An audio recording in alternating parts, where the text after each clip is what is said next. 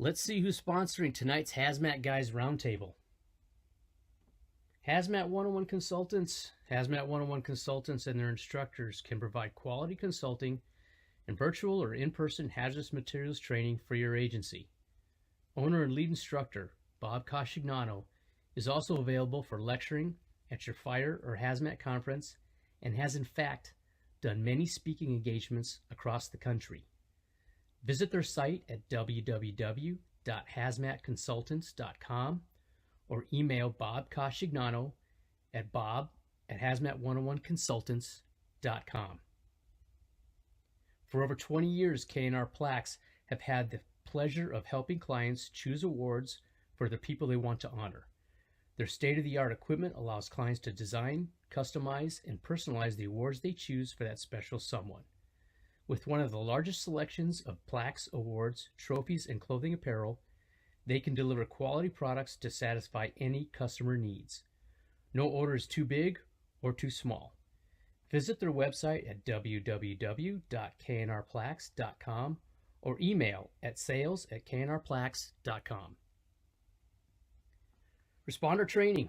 RTE is the leading company in delivering propane training along with emergency response equipment.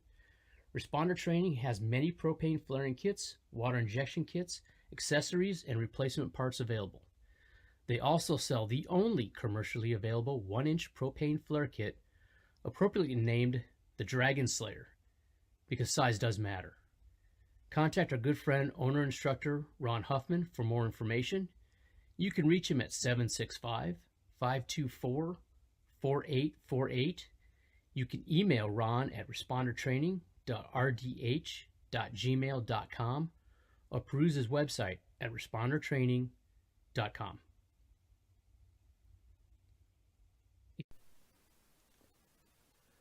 Northeast Hazmat has your supplies for leaks.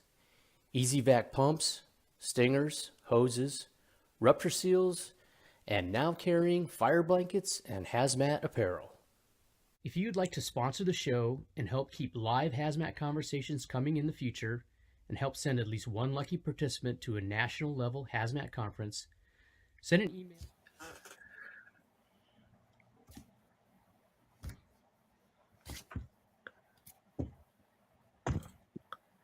Hi, everybody. Looks like we're on. I am joined once again by Bob Cascignano, Jeff Zintak, and our new friend, Tony Perrone, filling in for Mike. Hi, Tony. Hello. How everybody? Welcome to this month's Hazmat Roundtable, January 2024. It's weird saying that. I'll be signing my checks. Who does checks anymore? Nobody. Okay, so we are here with this year's first one. And you kind of know who we are. Tony Perrone, good friend of ours, one of the Hazmat Guys instructors. Can you give us like a quick down and dirty who you are? Yeah. Known Bob for, probably 14 years now. Working with the FDNY. Been there for 17 years in a tech engine. Been doing hazmat stuff my whole career. Linked up with Bob at the training school doing teaching and program coordinator. Kind of took me under his wing and then abruptly retired on me. So that was cool. Son of a bitch. Yeah. I took over his role at the training school and they hired me on to teach with them. So I get opportunities every now and then. So this is nice. I love it. There's a lot of things going on. Anything going on with Jeff? What's going on with you, Jay-Z? Besides the haircut. He got a haircut. He got a haircut. Yeah, it's no ponytail. That's a legit perm. Yeah, my wife's still crying about it, but it's okay. Not a whole lot with me. I'm headed back to the UAE this Saturday. I'll be there for 35 days. Do some training. Yeah. I did a couple classes here for a couple fire departments in Arizona, and then just having fun, man. Me and the missus are on the bikes and riding and hiking and doing all sorts of stuff. So living a dream. Oh man, yeah, no kidding. It's good, but I still like to, this is still kind of keeping me in the game. This is fun. It's always fun to talk hazmat with all you guys. Who's guys? Yes. Yeah, do it. Yeah. Bob, what about you? What's going on? Let's see. My golf game still sucks. Still smoke cigars, drink rum, but I did find this new stout that we'll talk about maybe on another called time. Guinness. But you can see it on the glass. no, it's in a Guinness glass, but it is not Guinness. I will say. No, we're just traveling around. We're doing teaching around the country, some conferences, and hanging out stuff. I love it. We are busy as hell. January is crazy. 66 deliveries of classes. Tony's helping us out with everything. Very appreciated to all of us, but it's hot and heavy. So we took a turn. I'm going to say this. Tell me, all right, I want an honest opinion from you guys. Kinda. What do you guys in the podcast? Being out there for 5 years, 6 years, what is it, 2015, 8 years now. Do you guys like the hardcore hazmat, the chemistry, the concepts, or do you like the more of the experience, philosophical type things? I think you can't really put a price on the experience, and tying that in with some of the hardcore stuff, but not so much where you get the yawns. I think a lot of people like to hear the street smart kind of, hey, this is what happened. This is where we effed up, and don't do this. Or this worked really damn good. Yeah. I'm with you. I like the down and dirty hazmat, being out in the streets and seeing the stuff that works. And a lot of stuff is theory, and it's like, yeah, we had that, but it didn't actually do that, or it didn't actually work that way. I'll never forget when we had a 1-ton container that had about a third filled with chlorine, and then somebody popped a hole in it, and the vapor pressure of chlorine is off the scale. I mean, it's, I don't know, 8.5 ATMs or something like that, and everyone's like, oh, that thing's going to be gone in 20 minutes. Yeah, 29 hours. Nope. Yeah, 29 hours. So I like that, and I like that from the experience. So I think that's kind of like where my heart lies. Yeah, I agree with that. If you go too deep into hazmat stuff, I think like Bob had mentioned before, you get the kind of yawns, and people start to do the head bob, and you kind of lose them. But it's relevant. Obviously, all that information is relevant, but it is like the experience right out on the street. It's like, hey, this is laboratory. This is how it's going to react, and this is how it's going to work. But it's really not, because when we get out into the street, it's actually going to do this, or potentially do this. And now you're calling audibles left and right, and Salvo, we know that all the time. We went from like the standard topic of flammability, toxicity, those ground ball, granular, sandbox type things you learn in first grade. And then we get up to like, now we're doing kind of things like, and again, maybe Mike is like, nobody gives a shit. I get it, but it's like the gambler's fallacy, where if I say to you, hey, listen, we flipped this coin 50 times and 49 times it came out heads. What's the next time? You're like, it's came out 49 times heads. It's gotta go tails. And you're like, no, every time it's 50-50. And so in hazmat, like that, get over that whole thing of like, oh, well, it's just another saddle tank leak. It's just another chlorine leak. It's like every one is different. I don't know. We've been having this fight for a week, and that's why I'm bringing it up, because, do we go to those real life scenarios and that kind of stuff, or do we kind of like build a better technician where you say, careful of this? Like, for example, this week's that just came out is there is, I don't remember the exact psychological term, but it's like crassly said, it's you build 1,000 bridges. And everybody knows where I'm going with that one. But I'm saying is that you in hazmat, you have to be successful all the time. One misstep and you're dead. And so that whole thing is like, okay, psychologically, how do you get around on that? Is that a topic that's attractive to people? Yeah, I would think it could be attractive to that extent when you say you make one false move and you're dead.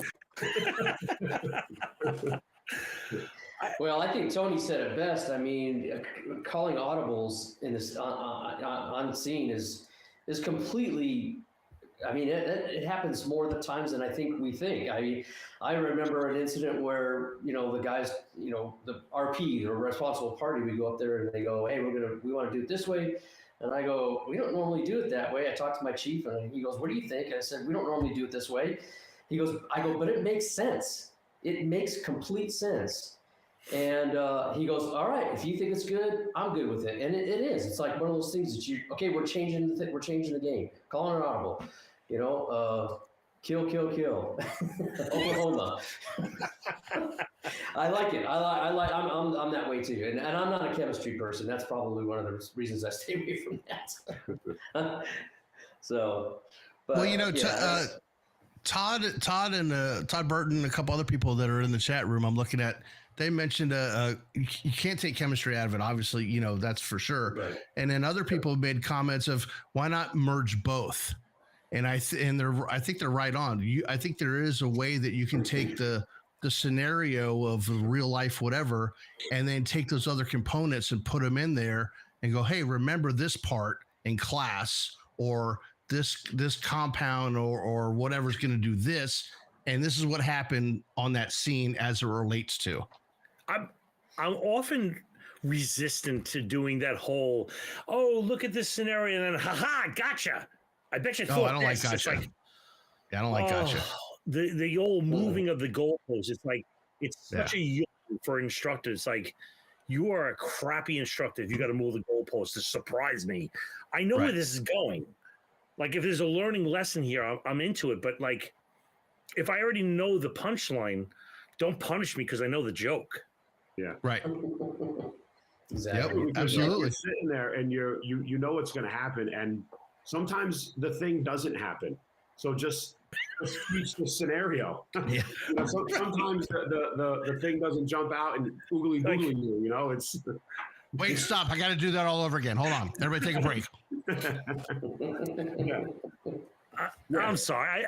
I really didn't mean to, like, honestly, we've been fighting about this, and I am very much into like the super hardcore chemistry, like bonding angles and that kind of stuff. And then I also get into this philosophy, and he's like, nobody gives a shit. And I'm like, all right.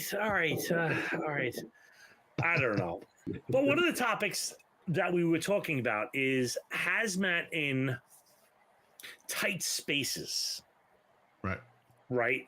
Whether it be inside a house or inside a tunnel. Very dramatic differences, right? Like, inside a house, we can have a little acetone opened up.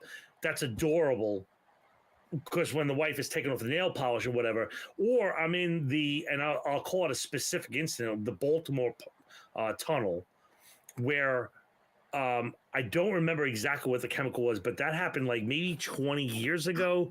2016. They had one in 2016. There you go. And it was incredible. Like, you're talking about major quantities of chemicals. So like, I'll throw this out. Is hazmat in a confined space? I think the obvious answer is yes, but is hazmat in a confined space different than an outside space? Well, I can answer that in terms of the explosion we had in Surprise in 2019. All the lithium-ion batteries that melted down, that caught on fire. And it was benign when they showed up, but at some point, we've got to open that door up, whether it's in an hour or 2 weeks or whatever.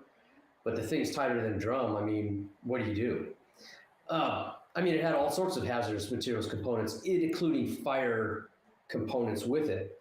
But as a hazmat team, we were concerned about all the products of the combustion that are different. But you still have to figure out how we gonna mitigate this, because we can't give it back to the public. We'll kill somebody. So hazmat in confined spaces, and honestly, when we have victims of confined space incidents, it's generally from a hazardous material, probably hydrogen sulfide, or maybe carbon monoxide, or an oxygen depletion product. But yeah, I mean, that's, how do you process that? How do you go about that? So I think there's definite angles that you gotta cover. And I want to just correct one thing. When Bobby was talking about the Baltimore thing, I think you were talking where they had the some of the materials actually help neutralize part of the chemicals that were released in that tunnel. Then they had another one in 2016 where they didn't have any releases, but because of the previous one, they had a whole system in place from the lessons learned from the one Bobby mentioned that was 20 something years ago. And with their responses, they were able to stage a lot of things. And I think they call it a hazmat box or hazmat tech box or something like that, where they were able to send certain units downrange a lot smaller than what they did a long time ago. Because the one, if I remember correctly, in the 20 years ago that Bobby was talking about, they had such a release that it was actually reacting with the materials that the tunnel was made out of. Is that what you're referring to, Bobby? Yeah. In fact, it was, if anybody out there has taken the National Fire Academy's, what the hell is it called? Site practices. There was a course, site safety, and it's been since discontinued. But they use that as the case study. But I'll flip over to Tony. Could you? And now you were on, and I was still on. Do you remember the propane truck that blew up in Lefrak City? Yeah.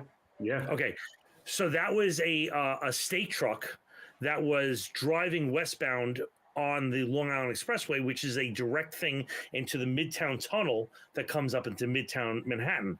And this truck was loaded with propane tanks. And the guy's like, yeah, we do this all the time. We're like, there is no hazmat, like nothing. They don't even want, like, fire trucks going through there with their acetylene tanks are prohibited. Yeah. Like, what would happen? And again, I'm going to throw the New York flavor on this thing, but what would happen in New York if the Brooklyn Battery, the Midtown Manhattan, or the Holland Tunnel was hazmated, accident or intentional? What would be the scenario of that? I think it's catastrophic. I mean, it's, from your assets owning a house to that, it's, you're dealing with that confined space. You're dealing with pressure. That tunnel, those tunnels are designed to keep obviously an exorbitant amount of water out so we can, transverse onto islands. I'll tell you that would be something that would be exponentially catastrophic, and you have that pressure buildup. That truck doesn't explode in Lefrak City. It starts blowing canisters in the tunnel. Those propane cylinders are, how many did they shoot off? I mean, the video is on YouTube. You can see those things shooting into the project, and they didn't find one, I think, right? They still haven't found one? Yeah, they missed one. Yeah, to my truck. Had a good barbecue. Yeah. Yeah, it's I mean, that's a confined space, is that it's a confined area. You have to deal with the pressure, like Jeff had said. We have to return it to the public. How do we get the bad thing out of there? I would love to know the answer. Like, I've always heard, and this is a totally anecdotal type thing, is that an inside event is roughly the same, is double as bad as the outside event. What are your thoughts on it? Is that a valid multiplier, or is that something that's not even close? Like, if I have something that happens outside, I'm worse. I'm 2 times more concerned on an inside because of the lack of ventilation. That's the reasoning that I've heard. Did we just give ourselves a confined space correction factor? That's the thing, is, like, I've never heard anything like in white papers or anything else where you say, well, if ventilation is limited, which is a very loose term, broad, that it's 2 times worse.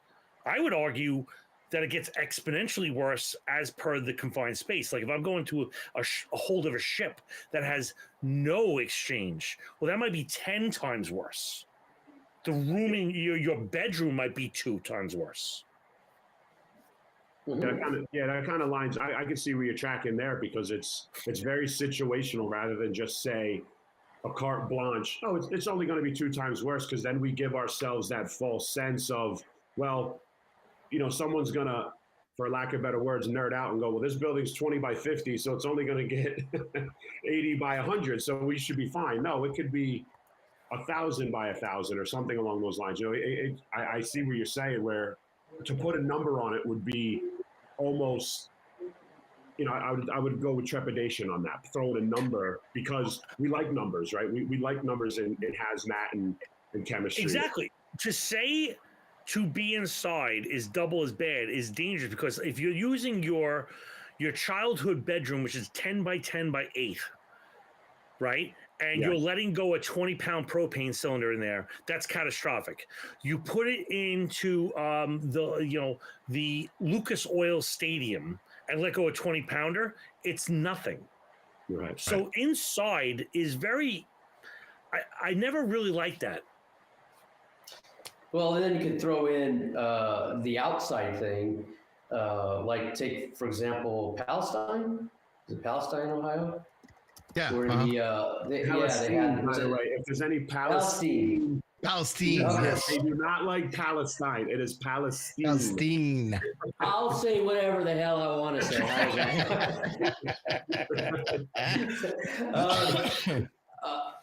Well, I mean, so you have a problem of it venting into the public, and they have to decide what they're going to do. They could sit on it, or they could do what they did do, which is a vent and burn, and then they do that, and then the whole town that's close is up in arms, and they're like, they want to murder people because they blew something up, and then the cloud went over them. I think when you're dealing outside, so obviously we have bigger containers, so we have bigger problems.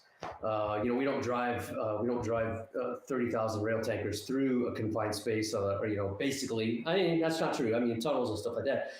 But then we're dealing with, where's it going to go? Who's it going to affect? How are we going to evacuate these people if we need to? How are we going to shelter in place? And then the fallout of, did we do okay? So I don't know. I guess they both have their, and again, it's like we were talking about, it's very situational. Like Tony said, you got to arrive and you got to put your thinking cap on and go, okay, what the hell are we going to do? Yeah. And sometimes it doesn't line up. Yeah, it doesn't line up sometimes with what we learned in hazmat class. I don't think the hard drive, that was my point, is that the hard drive is not programmed for every scenario that's out there. You might have had a successful, I'm going to throw a ground ladder up. Oh, it went up in the right angle. Look at that. And so you put that in your little hard drive and you go, next time I'm going to throw a ground ladder just like that. But next time there's a pool or a wire, and that program doesn't work. And so now, like, you got to be a thinking guy. The bigger the hard drive, the better it is. To your point, like, we don't put them in there, but I think what is interpreted in outside scenarios is that there's unlimited ventilation. Now, again, that's a very different thing of, it's a still air versus a hurricane. Like, I don't give a shit about hazmat in a hurricane. Honestly, I'm maybe a little spark, but the wind is whipping so fast versus still air, humid night. It's hanging down. I know you guys have never seen a humid night in down in Phoenix, Jay-Z, but you'll have a bad hair day. Maybe in August. Maybe. Briefly. Yeah, I think it would be tough to like you said, to put it black and white, and to stand by something. I think someone would really have to experience a multitude of different angles of that, and stand by their convictions, and have one of us go, yeah, but what if? Right. Right.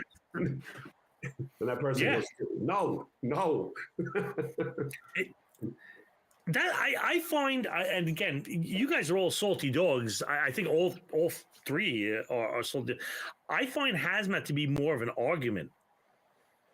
Having a valid, good argument is, but in order to have that argument, have a valid, good, strong argument, is having the background of strong foundation, good analytical ability, discussions of contra your opinion, and be able to formulate your like calling an audible needs a boss that's confident in his convictions to say, I've interpreted all this data quickly and I'm calling this audible.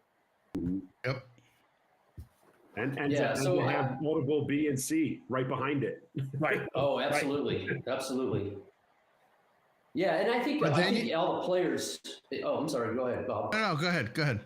I just think all the players involved have to, everybody thinks their idea is the best, but when you do get your players together, you really have to go, okay, everybody throw in what you're thinking in here, and maybe you got to get by thinking that yours is always the best, and go, hey, yeah, you know what, maybe that is good. Yeah, I agree. Getting everyone together and trying to formulate that best plan that you can come up with. They say 2 heads are better than 1, or 6 heads are better than 1, whatever. I might have been the lieutenant, but I had a great bunch of guys that it was a team. And I always said, and you can ask any of them, I want to hear the good and the bad and the ugly of it all. And then from all of us, we're going to make that decision. And that's the decision I'm going to go with to command and go, hey, this is what we're going to do. And there was an occasional, I was on the hazmat team. Yeah, it was 55 years ago when you were still feeding the horses, Jack. You're in your car now. This is what we're going to do. And this is why. And most of the time, we didn't have to explain it, but having the crew, the group discuss it, and it's not, I'm a lieutenant, my driver, whatever, we're all on the same page. And we come up with a good solution, and it works. I'm going to throw one thing out there. I always saw it, and I'm going to flip the coin on this one a little bit, is that from the new guy perspective, when you jump into this hazmat huddle, whatever it is seriously like one of those double Dutch games where the guys are throwing those, and you're like, holy crap, I can't jump into this. They're moving way too quick. That's on the older or the senior guys to be like, listen, stand close to this thing, listen how it's going to go, and then we're going to fight it out offline. And then you're going to come in here and you're going to be ready to jump in this, because we need guys to be able to be confident enough to jump in that double Dutch, because that's where the game is. That's where the guys are making decisions. Like I had a discussion. I was teaching in California. Like, how do you know what to wear? I'm like, because we decided it. Yeah, but what do you back it up on? Because I said so. Yeah, but who are you? I'm the hazmat tech. But who, like, a serious? And I'm like, you're not catching this. There is nobody that supersedes you on scene. If 6 of us are standing together and we say it's this based on the facts here, then that's it. It is God just let this down. And they're like, what if you're wrong? I'm like, shit happens. Yeah. I'm like, shit happens. And we did the best with what we had. And if we were wrong, well, we didn't have all the information. Right. You can't be, I don't think you can be really ruined by that. Again, I just took a hard left turn on this topic. What I'm saying is that we have to cultivate the new guys to be ready to throw your opinions hard. Like, I'm throwing rocks here. Don't be afraid. Yeah. Don't be afraid. You think about it, you go on the fire side and you go through 13 weeks, 18 weeks, 6 months, whatever your academy ends up being. And it's you stretch that hand line into that building and you put fire out. You do it and do it and do it and do it. We don't train in hazmat where we have the methyl ethyl kill you stuff. We have fake smoke. We have water. We have things that aren't, so everybody could, in a sense, have a little lackadaisicalness. And Bob, I agree with you. That new guy needs to stand at that huddle, needs to stand on the outline, because someone's eventually going to turn around to him or her and go, okay, now go do what we just said. I'll throw this. I think we have to almost unpeel the banana when we change guys over from fire or police to hazmat technicians, because we want independent thinkers. Where firefighters or cops are like, boss, what do you want? Yeah, absolutely. And bosses make the call. And so now I want 9 independent thinkers. In fact, I don't even want the boss in the huddle. I want to give him the decision that the group made, because again, I've said this before, but a lot of times the boss is the least hazmat-y guy in the whole group. Mm-hmm. I'll tell you what, we had chiefs that were hazmat technicians. The problem was they didn't keep up their certs and their CEs. And the problem was when they got involved in the incidents, they seemed to be lacking a little bit, and they just kind of bogged stuff down. And I'm not saying all of them, but I'll tell you what, that was a big killer for us on certain occasions. And hope, no offense if one of them is out listening, I don't think they even know what this is, so I'm not worried about it. But they're still on dial-up. Yeah. Well, if they were any type of hazmat person, they'd be watching. But we ran into issues with that, and I'm with you, Bobby. I just rather have a good group of. I don't care if it's the loneliest firefighter or hazmat technician or just got out of class. I want people coming in and throwing their ideas, and then we're going to go to the boss and go, hey, this is what we feel is the best option. Yep. Agreed. Yep. Yeah, for sure. I like that. You need it. You need to have that. Everybody gets a piece of the pie. Let's everybody have an opportunity to. What if it gives the new guy an opportunity to sit there and be like, hey, I don't really feel comfortable doing that because I only did it once and I was the backup guy. I wasn't the entry guy when we did that evolution that day. Maybe you got to do a little down and dirty, little training with that person. Even that, like, let's say you're that young guy that's told. And I'm going to plant this for maybe next week or next month, or whatever it is. But that new guy that's been told, listen, speak your mind. You come into this thing, you're ready to go, and you step in that circle and you go, I'm not comfortable with this. And you get outgunned. Oh, yeah. Like, the guys in the thing are like, blah, blah, blah, blah, blah, blah, blah. And you get pushed back and you're like, all right, I'm never going to do that again. No. Like, that has to be corrected. Be like, no, either your argument sucked, or you were genuinely wrong, and take that as ammunition for the next time. Like, that is a building block there. Mm-hmm. And I think a lot of guys get either cleaved there where they say, oh, I'm not a hazmat guy, I will never do that again. Or that was too much for me, I'm just going to sit in the back. I'll just lift heavy things. I'll do those things. Yeah. And that's your team teach. That's where the recognition of the group needs to check themselves and say, you know what, I was a little harsh on that person. This is why we're telling you that you were wrong. And it's a teachable moment. Like you said, we can hash that out later back at the firehouse and hit it on the dry erase board. But yeah, I get what you're saying, Bob, like 100%. Yeah. I don't know how you guys were with your new guys. And I know we're getting to the time right now, but for those of you out there that are listening and are in that middle range ground where you're starting to mentor people and you have people, strive for that 30-30-30 rule, where 30% of the people you associate with, you are the mentor for, 30% are your peers, and 30% you are being mentored by. And if your percentages are screwed up, well, then you have to readjust because you're not playing right. If you have a newer guy that is in need of it, when he says, hey, I need help with this, and you're in the firehouse and you're in the middle of doing your coupons or your bills or whatever, there should zero be percentages of you saying, I don't have time for you. This is where you build the guy. Mm-hmm. Like, never have something like he could wake you up out of bed. Wait a second. I'm sorry. Resting mode. I'm sorry. He can wake you up. He can get you out of this. He can pull you out of that. You are reading a great book. Get out of your space and get into their space and make the next generation better. Stop thinking about yourself. We're not building the next generation the way we should, in my opinion. We don't have enough. Again, in my opinion, we don't have enough people coming up wanting to do it for the right reasons.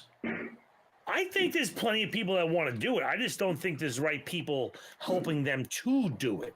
I think people are getting true. That's true too. There's always those people that are like, well, I don't want to give you all my information because then you'll have my information and you'll do it better than I will, and so I'll keep my information. It's like you're a dick. Yeah. Wonder if that senior guy, and I'm sure every firehouse, every fire department across the country has seen it, right? You're now that new senior guy, and like you're saying, Bob, the new guys coming up to you to try to teach you. Meanwhile, you kind of hid in the middle of the pack, and now you're the senior guy, and you're like, ooh, oh, you're asking me?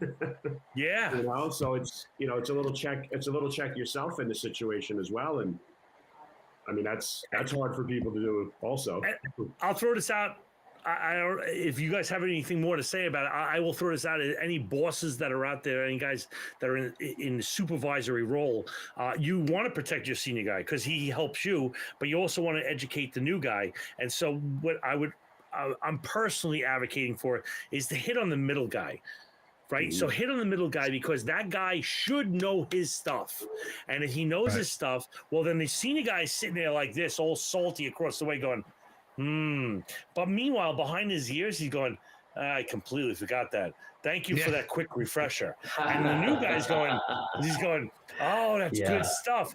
And the middle guy's getting to refine his stuff. Mm-hmm. And so it's a threefold trifecta there by hitting the middle guy on a little thing. And there's nothing saying you got to blindside him. You can say, listen, we're going to go over chemical physical properties, and you go, just hit up on flammability. And so everybody thinks, oh my God, Joe's amazing. This guy off the top of his head. It's a little bit of theatrics that is in every part of the firehouse. Mm-hmm. Use that for your advantage as a boss, as a middle guy, as a new guy, and as a senior guy. We're all playing a part. Play your part well. If you're playing it shitty, you're screwing up the system. Stop being a dick. Well said.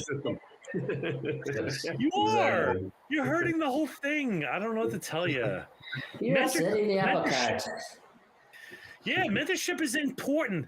Mentorship is everything. So I think we beat your ears in for a little while. I'd like to go around the table and see where we're going for the rest of the month. You got Bob Kosh, who's immediately off to my that way. My right. Yeah. Whatever. It doesn't matter. He's next to me. It doesn't matter. We got a couple of gigs across the country coming up, and then we're doing the Hazmat Florida Symposium in 3 weeks.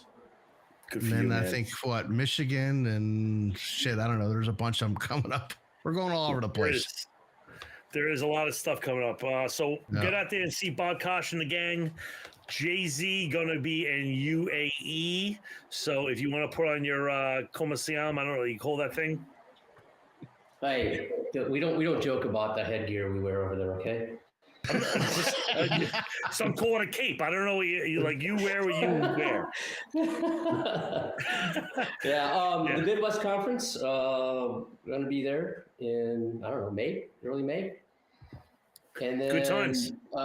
And then in middle of May, I'm going to a little town in Europe to do a hazmat conference. So that'll be fun. Woo. Oh, look at you, world traveler. Nice. Yeah. So good for give you. me a chance to brush up on my English. And Tony, besides on YouTube, where can they find you? YouTube. I teach with the hazmat guys. Like I mentioned Bob mentioned it earlier. I'm doing a bunch of classes with them in the month of January and keep pushing forward. Apparently, I'm still the guy that's not retired, so I still go to the firehouse. Shame on me, I guess. But no, it's I guess I'll keep hopefully bringing street smarts, because once you're retired a little bit, you kind of lose the street a little bit. So it's nice to have that, but still going to be in the firehouse and teaching with the hazmat guys, and doing that and pushing forward. Perfect. Love it.